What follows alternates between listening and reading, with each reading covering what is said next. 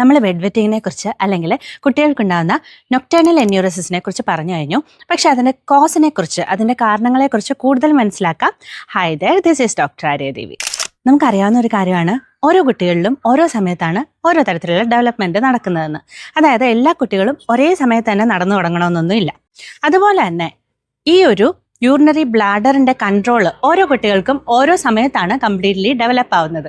ഈ ഒരു കാരണം കൊണ്ട് തന്നെ പലപ്പോഴും കുട്ടികളിലെ ബെഡ് വെറ്റിങ് കുറച്ച് കാലം കൂടെ നീണ്ടു നിൽക്കാനുള്ള ചാൻസ് ഉണ്ട്. പിന്നെ നമ്മൾ പറഞ്ഞതുപോലെ തന്നെ പലതരത്തിലുള്ള സ്ട്രെസ്സുകൾ കാരണം, അതായത് അവരുടെ ലൈഫിലുണ്ടാകുന്ന ചെറിയ ചെറിയ ആങ്സൈറ്റി, അല്ലെങ്കിൽ അവരുടെ ലൈഫിൽ പുതിയൊരാൾ വരുമ്പോൾ, ഒരു അനിയത്തിയോ അനിയനോ ഒക്കെ അവരുടെ ലൈഫിൽ എത്തുമ്പോഴത്തേക്കിനും ആ ഒരു ചേഞ്ചിൻ്റെ ഭാഗമായിട്ട് കൂടെ അവർക്ക് ബെഡ് വെറ്റിങ് ഉണ്ടാവാം.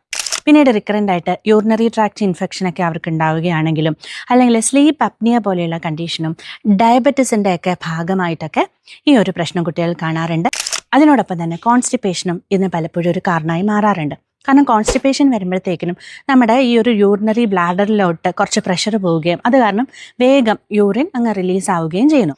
അച്ഛനും അമ്മയ്ക്കും ചെറുതായിരുന്നപ്പോൾ ഇത്തരത്തിലെ പ്രശ്നം ഉണ്ടായിരുന്നുവെങ്കിൽ കുട്ടികൾക്ക് ഇത് വരാനുള്ള ചാൻസ് വളരെയേറെയാണ്.